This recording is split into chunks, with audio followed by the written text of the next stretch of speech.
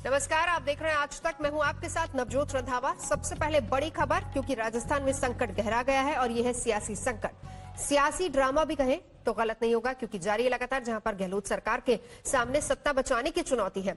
सचिन पायलट के बगावती सुर तेज हो गए हैं और राजस्थान अब मध्य प्रदेश की राह पर चलता नजर आ रहा है।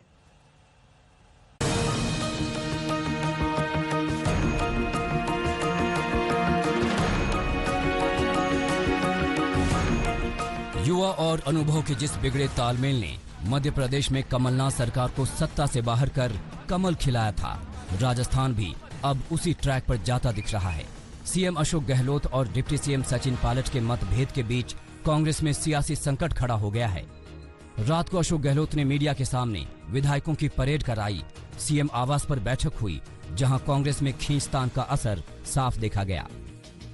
जैसे ये खबर आई है, अंदर से लगातार विधायकों का, मुख्यमंत्री निवास से बाहर विधायकों का आना शुरू हो गया है और ये सारे जो विधायक हैं एक एक करके यहाँ पर बताने के लिए बाहर आ रहे हैं कि किस तरह से यहाँ पर सरकार को लेकर कोई खतरा नहीं है। हमारे साथ है राजेंद्र गुढ़ा।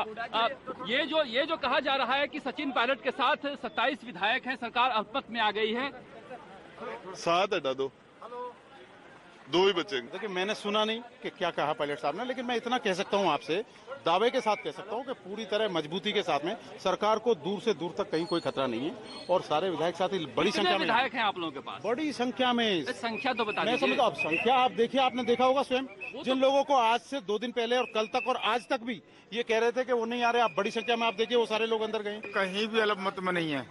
ये कहा जा रहा है सचिन पायलट गुट से कि वहाँ बहुत बड़ी संख्या में विधायक पहुँच चुके हैं। नहीं, कहीं भी कोई नहीं पहुंचा। कितने लोग वहाँ गए हुए हैं? मेरे को तो कोई दिख नहीं रहे, मेरे को तो सब यहीं दिख रहे हैं। कहीं कोई अल्पमत में नहीं है। सरकार पूर्ण बहुमत में है। जयपुर में जहां गहलोत सरकार को बचाने का खेल चल रहा था, तो वहीं दिल्ली में सचिन पायलट के खेमे की नाराजगी देखने को मिल रही है। इस बीच ज्योतिरादित्य सिंधिया अपने दोस्त सचिन पायलट के समर्थन में आए, जिन्होंने ट्वीट किया कि सचिन पायलट को राजस्थान में नजरअंदाज किया जा रहा है, जिसके बाद अटकलें तेज हो गईं कि सचिन पायलट बीजेपी के संपर्क में हैं। सबसे बड़ी बात, दिल्ली में होने के बावजूद सचिन पायलट ने राहुल गांधी और सोनिया गांधी से कोई मुलाकात नहीं की। आज जयपुर में सुबह 10:30 बजे गहलोत ने विधायकों की बैठक बुलाई है। आज तक से बातचीत में सचिन पायलट ने साफ किया कि वो इस बैठक में नहीं शामिल होंगे। पायलट की ओर से दावा किया गया है कि कांग्रेस और निर्दलीय विधायक मिलाकर 30 विधायक उनके संपर्क में हैं और मौजूदा वक्त में गहलोत सरकार अल्पमत में है। उधर राजस्थान कांग्रेस को बचाने का जिम्मा दिल्ली में 3 नेताओं को सौंपा गया है। कल देर रात चार्टर प्लेन से रणदीप सुरजेवाला, अजय माकन और अविनाश पांडे दिल्ली से जयपुर आवास पहुंचे, जो विधायकों से लगातार बात कर रहे हैं। वहीं सचिन पायलट से भी संपर्क किया जा रहा है। सचिन पायलट और गहलोत के बीच चल रहे विवादों में एसओजी के नोटिस ने आग में घी का काम किया।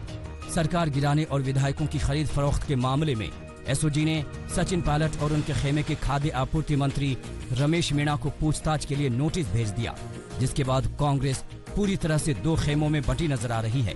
हालांकि गहलोत सरकार बीजेपी पर विधायकों की खरीद फरोख्त का आरोप लगाते आ रहे हैं, वहीं एसओजी बीजेपी के दिल्ली और राजस्थान के नेताओं को भी नोटिस देने की तैयारी कर रही है। अपने खुद को नोटिस दिलवाना, अपने उप मुख्यमंत्री को नोटिस दिलवाना, अपने मंत्रियों को नोटिस दिलवाना, इससे तो साफ है कि जो मंशा उनकी थी कि एसओजी और एसीबी का भय दिखाकर इन लोगों को अपने पक्ष में करना, लेकिन ये बात और ज्यादा पुख्ता होती जा रही है। वो तो दूसरे प्रमाण जुटा रहे, लेकिन ये सबसे बड़ा प्रमाण है कि सरकार के खिलाफ बड़ा अंतर्विरोध है। राजस्थान के हालात पूरी तरह से मध्य प्रदेश जैसे नजर आ रहे हैं, जहां पायलट सिंधिया की भूमिका में नजर आ रहे हैं। वहीं अशोक गहलोत के लिए कुर्सी बचाना किसी चुनौती से कम नहीं है, क्योंकि खतरा पार्टी के अंदर और बाहर दोनों तरफ से है। जयपुर से देव अंकुर और शरद कुमार के साथ दिल्ली से हिमांशु मिश्रा, आनंद पटेल और राहुल श्रीवास्तव आज तक। दिल्ली से गई 3 नेताओं की टीम ने आधी रात को ऐलान किया कि सुबह 10 बजे होने वाली विधायक दल की बैठक में जो विधायक नहीं आएंगे उन पर एक्शन लिया जाएगा और इस बैठक से ये साफ हो जाएगा कि सरकार के साथ कितने विधायक हैं। राजस्थान में गहलोत सरकार पर सियासी संकट कितना गहरा है, इस बात से अंदाजा लगाया जा सकता है कि रात को 2:30 बजे यहाँ पर मुख्यमंत्री निवास में प्रेस कॉन्फ्रेंस हुई है। उसमें रणदीप सिंह सुरजेवाला, अजय माकन के साथ कांग्रेस के महासचिव और राजस्थान के प्रभारी अविनाश पांडे ने प्रेस कॉन्फ्रेंस की और प्रेस कॉन्फ्रेंस में उन्होंने कहा कि हमने कल के 10:30 बजे की बैठक के लिए व्हिप जारी कर दिया है। जो इस बैठक में नहीं आएगा वो पार्टी से निलंबित हो जाएगी, उसकी सदस्यता खत्म हो जाएगी। एक तरह से साफ कर दिया गया है कि सचिन पायलट कल 10:30 बजे अगर यहाँ नहीं आते हैं, उनके समर्थक विधायक यहाँ नहीं आते हैं, तो वो कांग्रेस से उनकी सदस्यता खत्म हो जाएगी, कांग्रेस से उनका रिश्ता खत्म हो जाएगा। इसके साथ ही एक बड़ा महत्वपूर्ण ऐलान किया कि 109 विधायकों का समर्थन पत्र हमारे पास आ चुका है और 109 विधायक कल यहाँ पर सुबह 10:30 बजे हाजिर होंगे। यानी सरकार पर संकट कितना गहरा है इस बात से अंदाजा लगाया जा सकता है कि यहाँ पर इस तरह की हालत हो गई कि प्रेस कॉन्फ्रेंस करके रात को 2:30 बजे व्हिप जारी करनी पड़ रही है और इसके अलावा जो एमएलए हैं उनके सदस्यों की संख्या गिनवानी पड़ रही है। तो समझा जा सकता है कि राजस्थान का सियासी संकट कितना गहरा है और उप मुख्यमंत्री सचिन पायलट ने किस तरह से गहलोत को चुनौती दी है। वो वहां पर दावा कर रहे हैं कि हमारे पास 30 से ज्यादा विधायक हैं। 10:30 बजे दिन में ये साफ हो जाएगा कि सचिन पायलट के साथ कितने विधायक कांग्रेस से हमेशा हमेशा के लिए बाहर निकलते हैं। कैमरामैन शर्मा के साथ शरद कुमार, जयपुर, आज तक। महानायक अमिताभ बच्चन कोरोना संक्रमित होने के बाद मुंबई के नानावती अस्पताल में भर्ती हैं। उन्होंने रविवार की रात ट्वीट करके फैंस को दुआओं के लिए धन्यवाद दिया। महानायक के परिवार में अभिषेक बच्चन, ऐश्वर्या राय और आराध्या बच्चन भी कोरोना संक्रमित हैं। दोनों को घर पर ही होम क्वारंटीन किया गया है।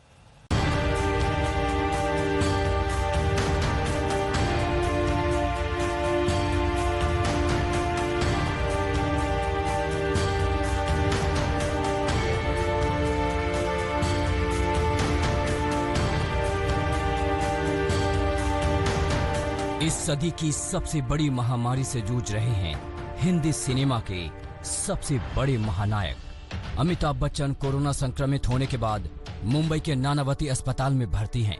बीते 36 घंटे से उनकी हालत स्थिर है। अस्पताल में भर्ती के 24 घंटे बाद उन्होंने ट्वीट कर उन लाखों फैंस का धन्यवाद किया जो उनके और उनके परिवार की सलामती के लिए दुआएं कर रहे हैं। वो सब जिन्होंने अपनी प्रार्थनाएं अभिषेक, ऐश्वर्या, आराध्या और मुझे व्यक्त की हैं, मेरा हृदयपूर्वक आभार। रविवार की शाम नानावती अस्पताल के सूत्रों से मिली जानकारी के मुताबिक अमिताभ बच्चन और अभिषेक बच्चन को एक ही फ्लोर पर रखा गया है। दोनों के कमरे अगल बगल में हैं। हालांकि दोनों की एक दूसरे से मुलाकात बीमारी की वजह से नहीं हो रही है, लेकिन परिवार के सभी सदस्य एक दूसरे से मोबाइल के जरिए संपर्क में हैं। अभिषेक बच्चन को कोरोना के हल्के लक्षण हैं, जबकि अमिताभ बच्चन को चलने फिरने के दौरान सांस लेने में थोड़ी परेशानी है, लेकिन चिंता की कोई बात नहीं है। जब से बिग बी के कोरोना पॉजिटिव होने की खबर आई है, देश भर में उनके लिए दुआओं का दौर जारी है। इंदौर में अमिताभ बच्चन फैन क्लब ने उनके जल्दी स्वस्थ होने के लिए प्रार्थना की। हर साल बच्चन साहब के जन्मदिन पर 1000 लोगों को भोजन कराने वाले फैन मुन्नालाल पाल ने उनके ठीक होने तक उपवास रखा है। उनके लिए प्रार्थना करने के ईश्वर उनको बहुत जल्दी जैसा ठीक कर दे, आज तक ठीक करता हुआ आया है और वैसा उनको फिट से ठीक कर दे। ऐसी मेरी सावन सोमवार चल रहे हैं, सोमवार भोलेनाथ जी से प्रार्थना है और आज से मैं उपवास भी करूंगा उनके लिए जब तक वो ठीक नहीं हो जाते हैं। महानायक के होम टाउन प्रयागराज में प्रशंसकों ने बच्चन परिवार पर आए संकट को दूर करने के लिए भगवान से प्रार्थना की।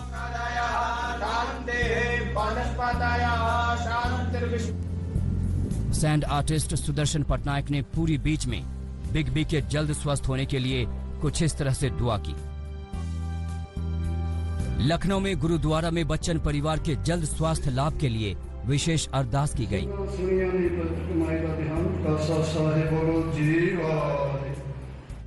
ऐश्वर्या राय और उनकी बेटी आराध्या की कोरोना रिपोर्ट पॉजिटिव आने के बाद उन्हें घर पर ही होम क्वारंटीन किया गया है, जबकि जया बच्चन की कोरोना रिपोर्ट नेगेटिव आई है।